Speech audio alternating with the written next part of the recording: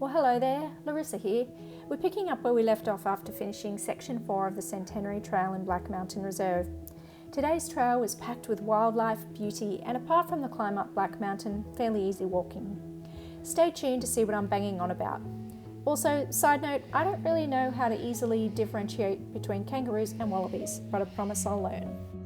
Section 5 today, and we have been staring at Black Mountain from across all parts of this trail so far, and today we're going to go up it.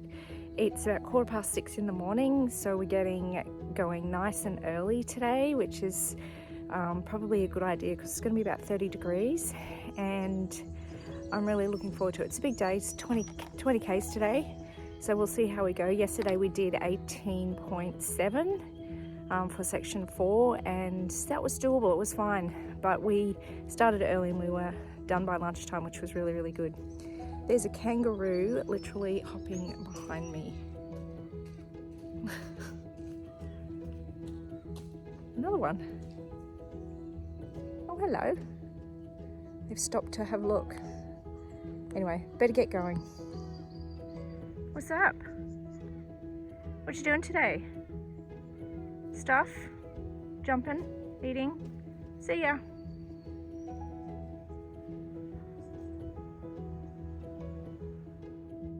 The Black Mountain Summit Walk is a steep track that takes you through a dry sclerophyll forest comprising of scribbly gums, red stringy bark and cherry ballart. The viewing platform of Telstra Tower is 812 metres above sea level, and it's open at certain times of the day to the public for a small cost.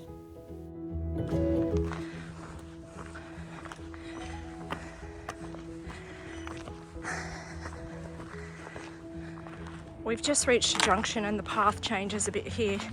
I think what happens is you go up, but you loop back down one of these somehow. Anyway, onwards and upwards. It's a real leg pumper this early in the morning. Glad we're getting it done now. And just like that, we reach the top.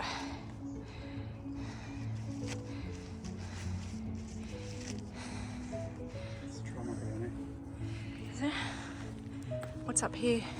Good lookout, I think, but from reviews online, it's blocked by trees.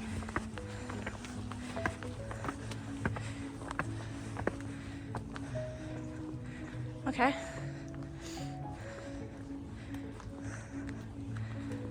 Nothing to see here. Much.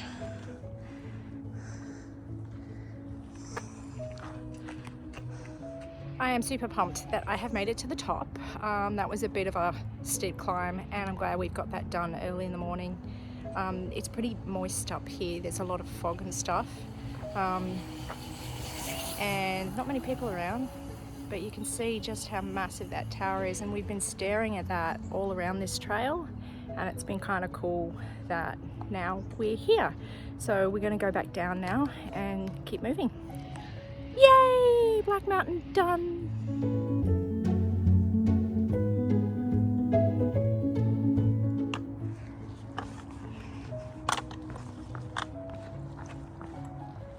You know what the best thing about hills is?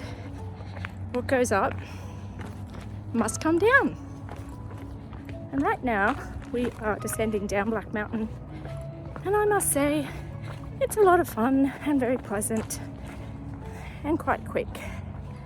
There's no real views to speak of up here this morning, and it's actually quite noisy.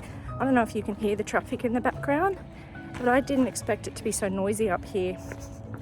It's kind of weird, but anyway, I guess we are pretty close to some major roads. So just as I go down, I was just thinking about hiking poles, and I got these new ones from Canberra for Christmas, and they have cork handles, and I have some really great black diamond ones, which are the FLZ running poles. I've had them for years, and they have like a foam handle, and I have to say that during this really sweaty climb, because it's very humid and foggy, these cork handles have been really great. Like, you just don't get the gross sort of sweaty feeling of your hands. It's just much more comfortable. So choose cork over foam is my advice. All right, bye for now. Quick tip, as you're heading down the summit, you get to this kind of four-way intersection and there's a bench there. Just keep going past that bench a little bit further and then you'll see another track come off the summit track and start heading down, and we think this is the right one to take. This is a little bit confusing because there's a whole bunch of arrows and you could actually end up circling back on yourself and going back up. So yeah, at the bench, just keep going past it just a little bit further, and now there's this big kind of scrappy fire trail that has opened up and we took it. So I better concentrate. So we did take the correct trail off the summit and we proceeded down to this fire trail, but we did miss an arrow. So at this point, we're actually unknowingly heading back to the start. It took a little while for us to discover that. This is lovely, now that we're on the right track. That Black Mountain circuit is really confusing. Time to show you my beautiful gaiters. Whoops.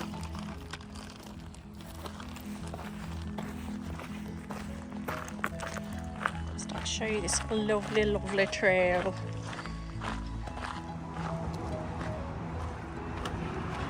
Oh, what these curious things are.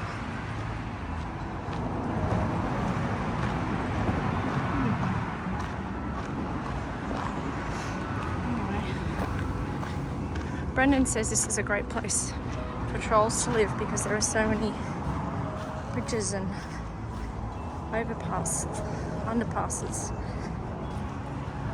We've just hit a point at the Arunda bushland where you can kind of go straight ahead and take the bike trail, or you can go through what is a slightly less formed trail through this really pretty kind of meadow-like area. I'm not sure if you can hear cars in the distance, but we're very close to a main road.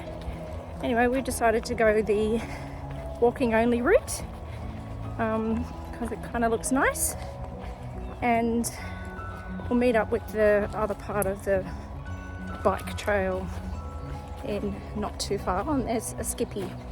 Seen lots of skippies this morning. So this is called the Frost Hollow to Forest Walk, and this is where they are trying to preserve some 200-year-old yellow box, red gum, grassy woodland trees. So it's a lovely habitat for a lot of different threatened birds. And there's 3 main eucalyptus species in this corridor. There's the yellow box, Blakely's red gum, and the candlebark. And beautiful trees.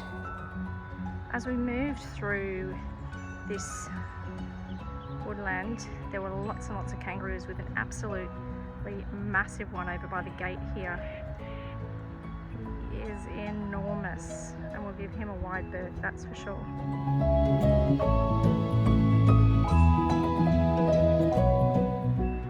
I hope you can see this and it's not too blurry, but there's a pod of probably 50 kangaroos, and then there's more over here. I'm going to disturb them in a minute.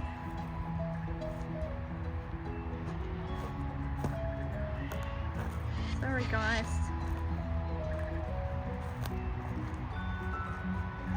Here you come. They're all very alert.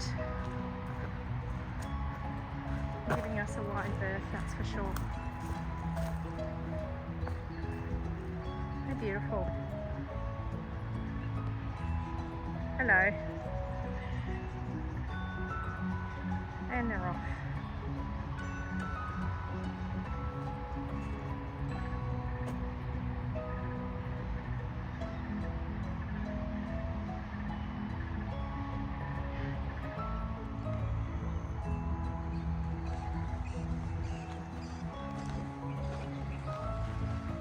Tunnel, tunnel, tunnel, tunnel. We have now entered the National Arboretum. Yay!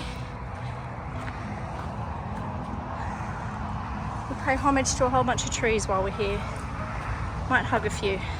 My big takeaway this morning is in this section, at every fork, just about, you have to double check that you're not being led astray by an arrow taking you back in the wrong direction or back on an alternate path that will invariably take you back in the wrong direction. So, yeah. Anyway, this is beautiful.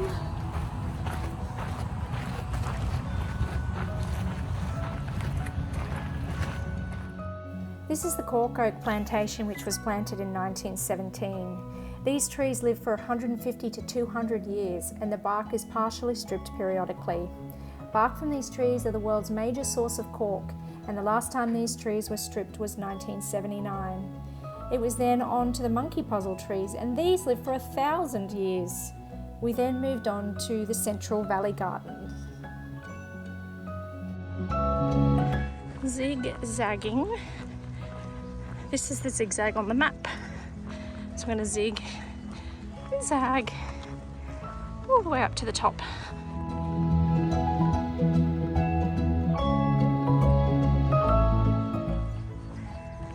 Zigging and zagging.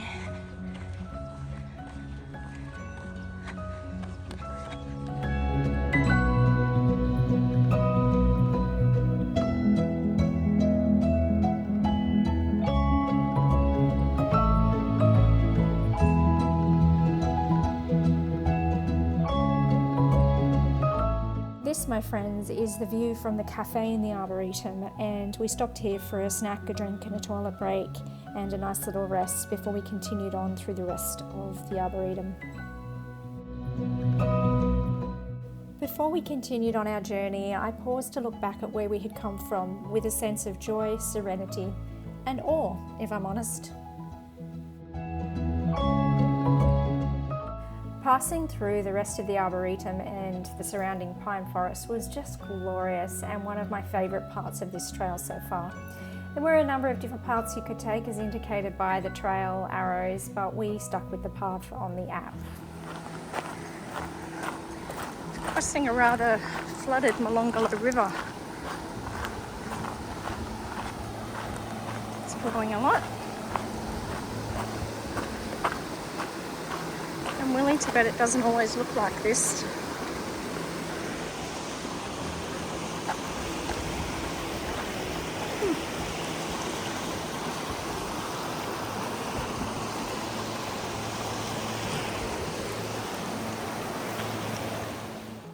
As we neared the end of our hike, we passed through this tunnel decorated with bright graffiti art. Fun fact, I'm no expert, but I think what you're seeing here are works in either sharp or wild style. In sharp style, the letters or abstract elements are sprayed or painted in sharp and angular forms. Wild style is considered an old style and is an elaborate version of what's called a throw-up and is particularly hard to read. Wild style often consists of arrows, curves, spikes and other things that non-graffiti artists might not understand. It's considered disrespectful to write a tag over another artist's tag or work. We finally reached Stromlo Forest Park, and number one fan and I were happy to finally arrive. Because I'm not going to lie, towards the end of the hike there was a sense of humour failure over navigation choices.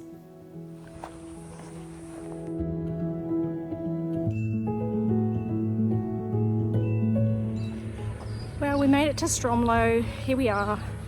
I've got a little blister on my toe and a bit of a sore hamstring on my left side, but we've done pretty much 22 kilometres today. It's been a bit harder today in some respects because of the heat, but apart from that it's not too bad. It's a bit of a choose your own adventure, this section. There are a number of different routes you can take, and we followed the route on the Centenary Trail app. So, you know, we're here, we made it to Mount Stromlo, and now we are going to get an Uber back to the car. So goodbye to Ngunnawal country for now, and goodbye to you. We will see you soon for section 6 and section 7. Hike long and prosper, and thanks for watching.